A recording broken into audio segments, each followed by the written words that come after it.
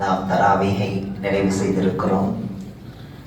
2 ஹாஃபிதுகளுக்கு பின்னால் நாம் தொழுதிருக்கிறோம். ஒருவர் ஹாஜி அப்துல் ஃபத்தாஹ் சாஹிப் அவர்களுடைய பேர், இன்னொருவர் இன்ஜினியர் மன்சூர் சாஹிப் அவர்களுடைய மகனார். அல்லாஹ் 2 பேரையும் கபூல் செய்தருள்வானார். இந்த 2 பேரையும் ஹாஃபிதாக்குவதற்கு அந்த தாயும் தந்தையும் அவர்களது ஆசான்களும் மிகவும் முயற்சி எடுத்திருப்பார்கள். அந்த முயற்சி, அவர்கள் மீது காட்டிய அந்த நேரம், காலம், தியாகம் இதெல்லாம் வீணாக கூடாது.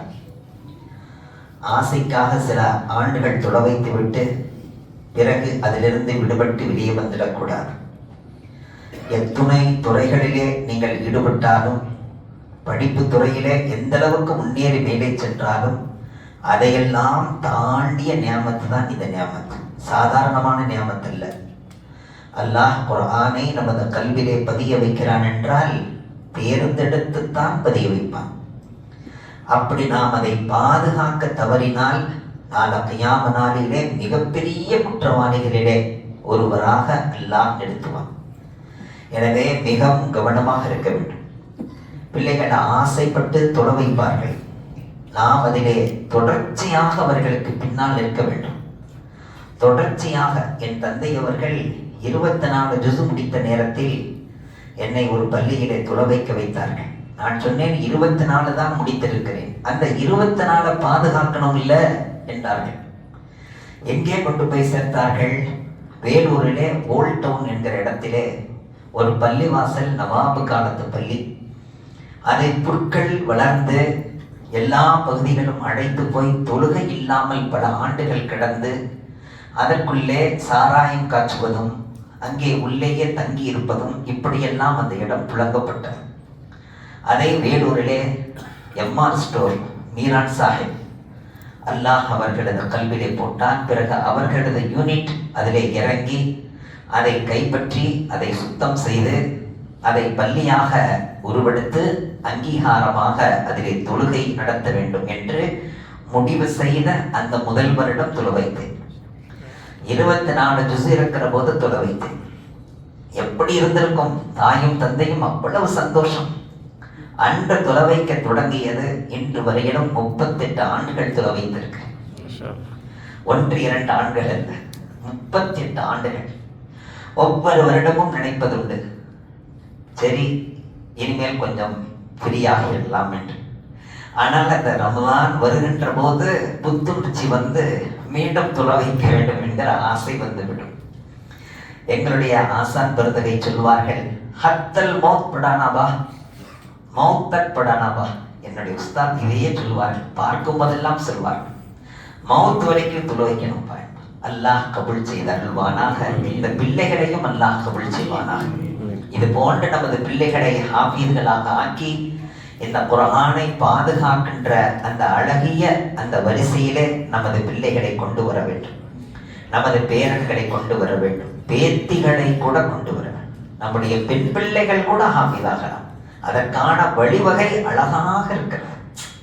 இந்த பிள்ளைகள் தொலை வைக்கும் போது பின்னால் இருக்கக்கூடிய இதே வயதில் ஒத்த பிள்ளைகள், அதை விட குறைந்த வயதில் உள்ளவர்களுக்கு ஆசை ஏற்படும். அல்லாஹ் அதையும் கபூல் செய்வானாக. நாளை கியாம நாளையிலே ஒரு ஹதீஸை நான் பார்த்தேன். நாளை கியாம நாளையிலே ஒரு மனிதர் சுமணத்துக்குள்ளே போவாராம். அப்படி சுமணத்துக்குள்ளே போகிற போது அவருக்கு மிகுதமான, அவர் நினைத்து பார்க்காத அல்லாஹ் அவருக்கு நிறைந்த கூலியை அங்கே வைத்திருப்பானாம். உடனே அவர் சொல்லுவாராம், யா அல்லாஹ், இதெல்லாம் எனக்கா என்று கேட்பார். ஆச்சரியமாக, ஆம் உனக்கே தான். நான் அப்படிலாம் ஒண்ணு பெருசா அமல் செஞ்சிடலையே, நான் பெருசா ஒண்ணு அமல் செய்யலையே, இவ்வளவு நன்மை பெறுகின்ற அளவுக்கான நான் நன்மைகள் செய்தேன் என்று கேட்பார்.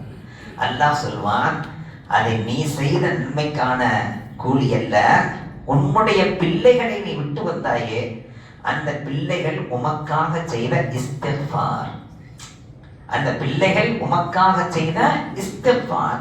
இஸ்திக்ஃபாரு வலதிக லக, உமக்காக உன் பிள்ளைகள் செய்த பாவ மன்னிப்பு உமக்காக, அதற்கான கூலிதான் இது என்று அல்லாஹ். அப்படி என்றால் சஆதத் என்னாலே மிகப்பெரிய பாக்கியம் எது?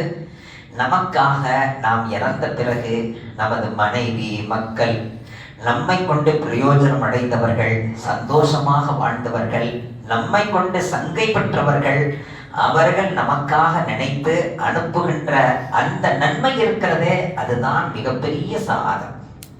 சிலர் சொல்லுவார்கள், இறந்து விட்டால் முடிந்து விட்டது, அதற்கு பிறகு நன்மை எல்லாம் போய் சேராது, தந்தைக்கு பிள்ளைகள் நன்மை அனுப்பி வைக்க முடியாது, எவரும் யாருக்கும் எந்த நன்மையும் அனுப்ப முடியாது, கபருக்கு போனால் முடித்து போனது.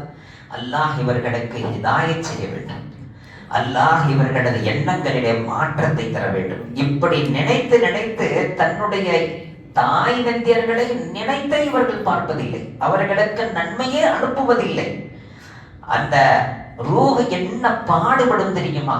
நபிகள் நாயகம் ஸல்லல்லாஹு அலைஹி வஸல்லம் சொன்னார்கள், உங்களுக்கு உணவின் பக்கம் எவ்வளவு தேவை இருக்கிறதோ, உங்களுக்கு பானத்தின் பக்கம் தண்ணீரின் பக்கம் எவ்வளவு தாகம் எடுத்து தேவைப்படுகிறதோ, அதை விட மிக கடுமையான தேவையிலே உங்களுடைய தாய் தந்தையர்கள், காலம் சென்ற உங்களது உற்றார் உறவினர்கள் நீங்கள் நன்மை அனுப்பி வைக்க மாட்டீர்களா என்று எதிர்பார்த்து காத்திருப்பார்கள். நீங்கள் உங்களுடைய தாய் தந்தையர்களுடைய கபருக்கு நீங்கள் சென்று நீங்கள் அவர்களுக்கு நன்மை அனுப்பினால் அவர்களுக்கு மட்டும் அனுப்பாதீர்கள். பக்கத்திலே உள்ள ஒரு கபர்வாசி, அவரும் கபராளி, அவர் மிகவும் வருத்தப்படுவார்.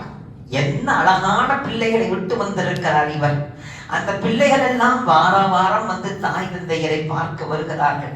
ஆனால் என் பிள்ளைகள் வருவதே இல்லையே, என்னை நினைத்தே பார்ப்பதில்லையே என்று வருத்தப்படுவார்கள். அவர்களுக்கும் சேர்த்து நீங்கள் நன்மை அனுப்பி வையுங்கள்.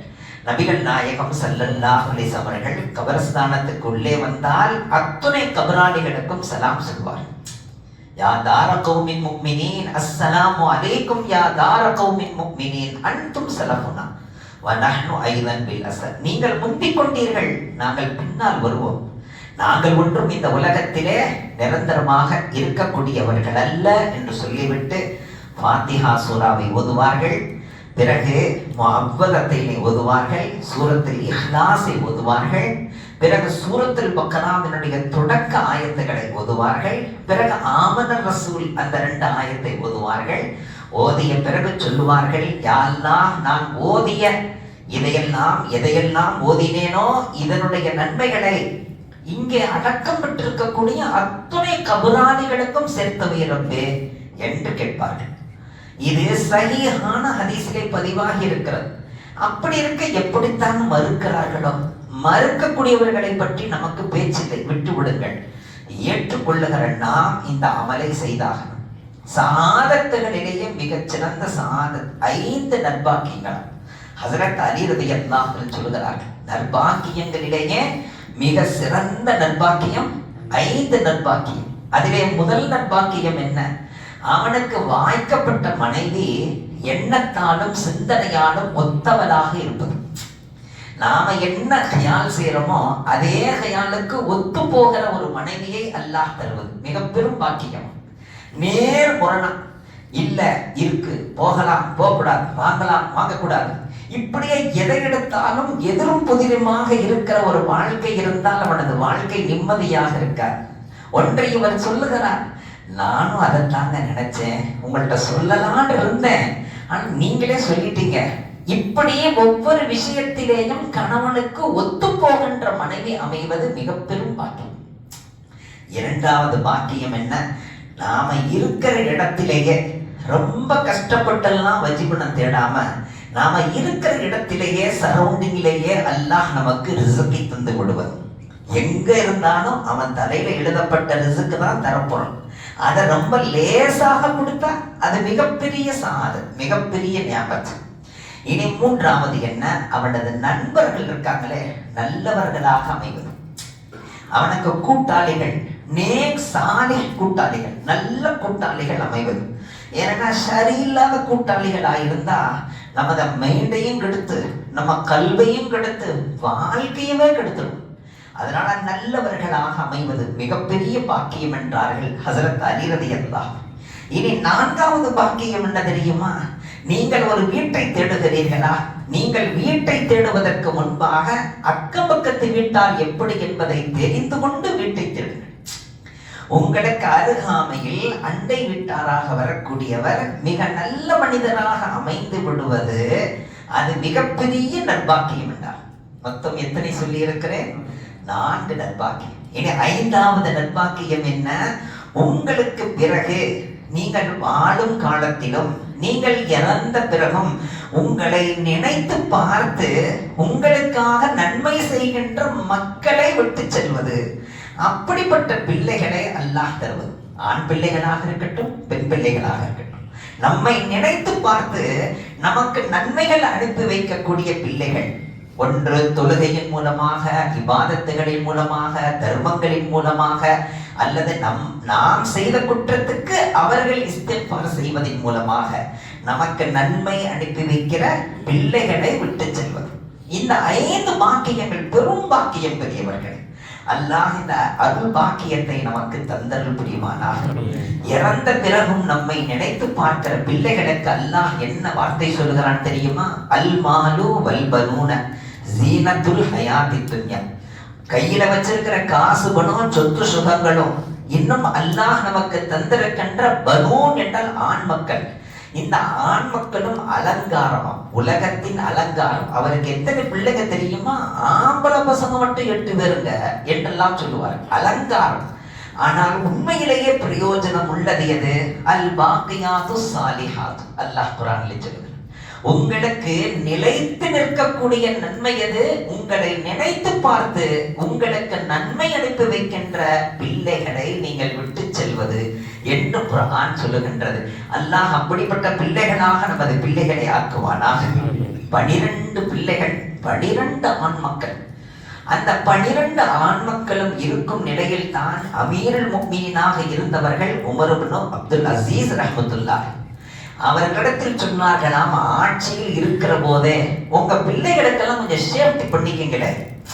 ஆட்சியில இருக்கிற போதே உங்க பிள்ளைகளுக்கெல்லாம் கொஞ்சம் நிலபொருள் வாங்கி வீட்டுக்கிட்ட கட்டி ஏதாவது தொழில் துறையில ஈடுபடுத்தி உங்க பிள்ளைகளை சரி பண்ணுங்களே. அப்படியே சுக்காவா விட்டுட்டு போறீங்களே. யாரை பார்த்து? ஹஜ்ரத் உமர் இப்னு அப்துல் அசீஸ் ரஹ்மத்துல்லாஹி, அமீருல் முஃமினீனாக உமரே சானி என்கிற பெயரை பெற்றவர்கள். உடனே அவர்கள் சொன்னார்களாம், என் பிள்ளைகளை எல்லாம் சாலிஹீன்களாக வளர்த்தீர்கள், என் பிள்ளைகளை சாலிஹீன்களாக நான் ஆக்கி விடுறேன். வஹுவ யதவல்ல சாலிஹீன். நீங்கள் பிள்ளைகளை சாலிஹீன்களாக ஆக்கிவிட்டு செல்லுங்கள், பிறகு அந்த பிள்ளைகளுக்கு நான் பொறுப்பேற்றுக் கொள்கிறேன் என்று அல்லாஹ் சொல்கிறான். எனவே எனது 12 பிள்ளைகளையும் அல்லாஹ் கிட்ட பொறுப்புல சாட்டி இருக்க, ஏன் அல்லாஹ் பார்த்துக்குவான்.